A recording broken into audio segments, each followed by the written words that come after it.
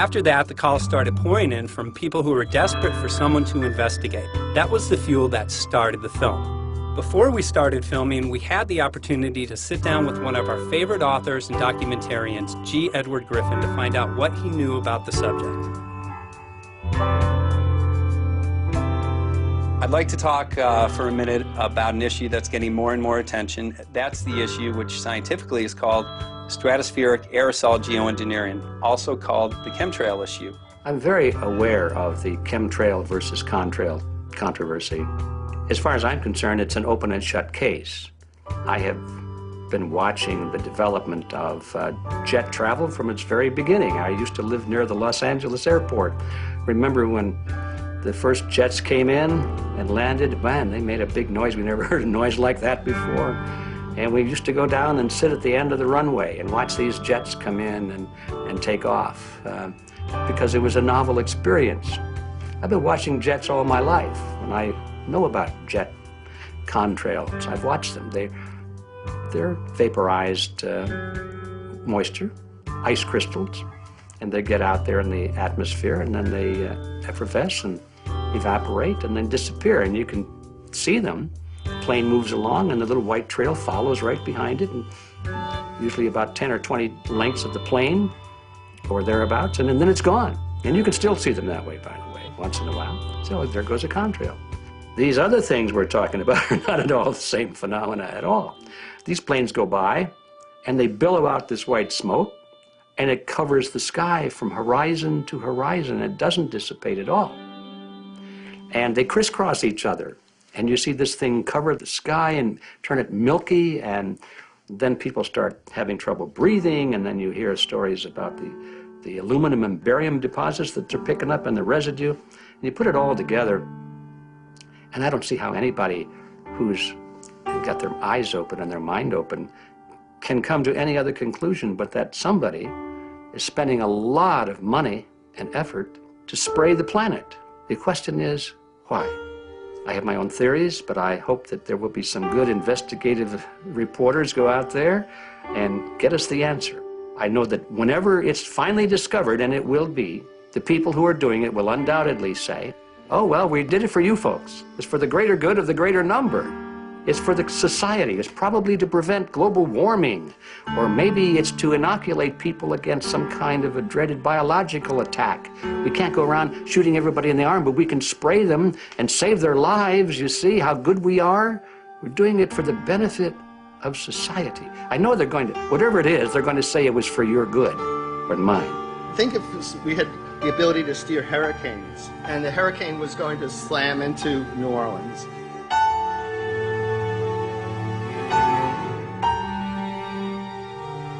And let's say you could steer it so it would hit Mississippi instead, where for 100, that means I would be willing to more or less kill 18 Mississippians to save 1,800 New Orleanians. And if you do that knowingly, are you murdering those 100 people? And there's all kinds of equity issues there. Now, also, we might be wrong about our steering, and if we didn't do the research right, maybe our steering would intensify Katrina and even kill more people in New Orleans. And so this question of how do you develop the confidence to know that your intervention will reduce overall damage, and then how do you deal with the understanding that you might be damaging some people who wouldn't have been damaged before while saving people overall? The spraying appears to be mostly in NATO countries. I've seen it here in the United States, I've seen it in England, I've seen it in Scotland, I've seen it in Canada, and I've had reports from people who live in France. There's a grouping, there's a political grouping here of some sort. It's international in scope. It's not just an American phenomenon, it's international. And anybody that wants to investigate that, I think, has to take that fact into consideration. They're going to find a political grouping and a political motive here. But in my humble opinion, it's not in your good or mine at all. I don't know what it is, but we'll soon find out.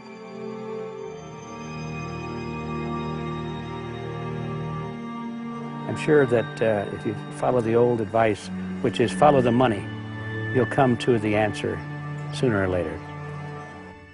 Soon, we realized that we all shared the same need to get this information out there, to share with the public, to let people know what is being done. Ed felt so passionately about the issue, he offered to help us. Well, the main thing now, since it looks like the budget is going to be met, is to get it done well. We don't come off the tree knowing any answers at all. Yeah, we're not scientists. We're just asking questions, exactly. And we've got to be very skeptical about the answers. That's it's totally accurate, totally honest. Why can't people see this? They're not hearing it. They don't know that the facts are not being presented. We're very lucky, you know that? Look at this opportunity that's being dumped on us. I know.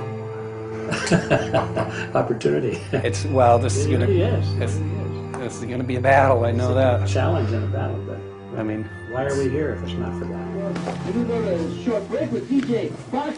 I go to get a hold of Morrow, so it's going to be you for the moment. I'll call him again. So. Sounds good. I saw the sky crisscross with chemtrails, and I can't remember if it was in LA or if I was on the road, but I had looked up one day and I thought, look at that. That's not the flight path, man.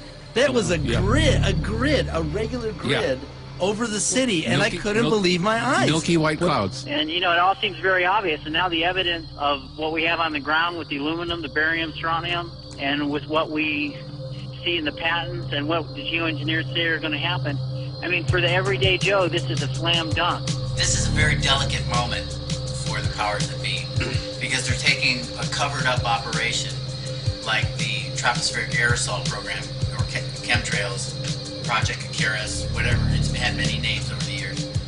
And they're making it overt into a geoengineering scientific shield to deflect sunlight, because global warming's out of hand. So at this very moment, the belly of the beast is right above us with no armor.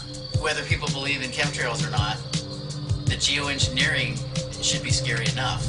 And when people learn about geoengineering, chemtrails will then become apparent, because they're the same. So you're talking about global conspiracy here. Geoengineers propose doing this on a global level. Off to Redding, California. Guess this is the second step after the AAAF meeting. We'll see what we find.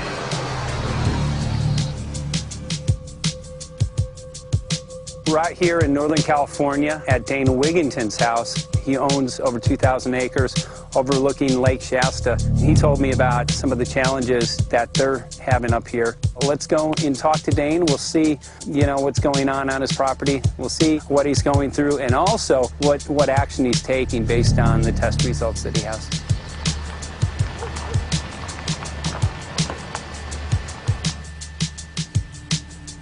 As you know, I have a background in the energy fields. I worked in the first solar plants in the continental U.S. in the early 80s. My home was on the cover of the world's largest renewable energy magazine, so this is my background. My goal has been to alert the public there is a mountain of toxic material falling on us, period. Before about 5 years ago, our skies were typically blue, and now you see it's covered with lines and haze, and virtually nothing you see on the horizon, nothing you see in the sky above us is a natural cloud. I mean, it is virtually all the remnants of these aircraft lines that you see fanning out, spreading into clouds, artificial clouds, but the sky is a very dirty look to it. There's not the white cloud blue sky that we had only a few years ago, but it looks like there's some sort of massive industrial activity or forest fires burning over there, and we see that typically every night. You see, even down to ground level, the clarity drops off significantly, and we don't see that except for the days when we have these long, lingering trails that spread and cover the whole sky, and on certain days you can see these trails actually dropping vertically like a veil. We assume the particulates are descending, and we have the test to prove that we are being inundated with levels of aluminum and particulates that are literally tens of thousands of times what would already be considered high. So we're not talking about exposure to a slight percentage higher of these toxic materials. We're talking about quantities, for example, off the side of Mount Shasta. If you can pan back That's a landmark in Northern California, considered to be a pristine water source. Aluminum or snow sample off the side of Mount Shasta tested 61,000 parts per billion. This is just ordinary snow water. And people are drinking this stuff when they're hiking on the mountain. And remember, government action is required at 1,000. This is 61 times over the government limit, and our hikers are drinking this poisonous water on Mount Shasta Mountain itself. God. Barium, 83. Strontium, 383. So this summer, the people climbing are drinking poison.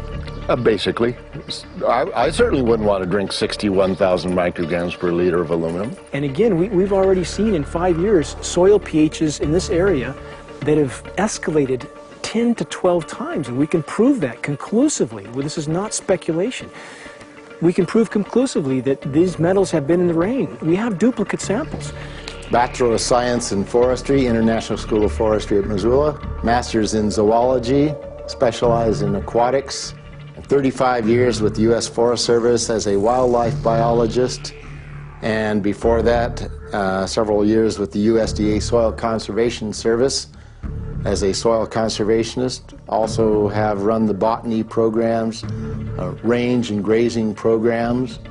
And I continue that today. Right now I do a lot of master gardener consultation work. When I started this garden back in about 2005 or so, the pH here was 5.5, 5.6. This is the old soil survey of the county. You can look at the page right here. This is my soil right here. It's a Dietz 125, 126 here at my house. And here, the soil reaction pH should be between 4.5 and 6.0. And over there in the pure mud, it's even a little darker. It's 6.8 right there. And what can this do to plant life and ecosystems? Well, you haul one of these things out and you start looking at the little things that are crawling around the soil. A lot of times they aren't there anymore. The little soil arthropods that you can barely see on a microscope, you can actually see movement with this. Little tiny macroscopic, look like little moving pieces of dust. Those start to go away. They're not gone entirely, but they start to go away. This is black oak acorns. You know, this is pieces of cedar wood. You know, come on, folks. This should be very acid, and I'm getting 10 times higher than expected. There's something really wrong here. You can see all those reports, lots of them. Have over 20 reports here. Well, at least 20. I'd say it'd be closer to 30. All revealing dangerous amounts of aluminum and barium. You know, the science is there that something funny is happening. And the naysayers say, well, so what? Isn't neutral good? Well, no, neutral's not good. Neutral is not good. If your soil is supposed to be 5.6, it should stay 5.6 if you want the forest to be healthy. And if you want to grow a good garden, you have to keep your pH around 6.0, 6.5. I think that we just need to wake up and just look at what's happening, because we can't just ignore it, because it's going to get worse and worse if we just keep ignoring it and pushing it away like, oh, that's nothing. There was mason jars, and they were brand new, sterilized, and that's what we catch the rain in. And then there was a HEPA filter that we tested the air with. Okay, so you caught rain and then you basically filtered air. What did you find? Aluminum and barium.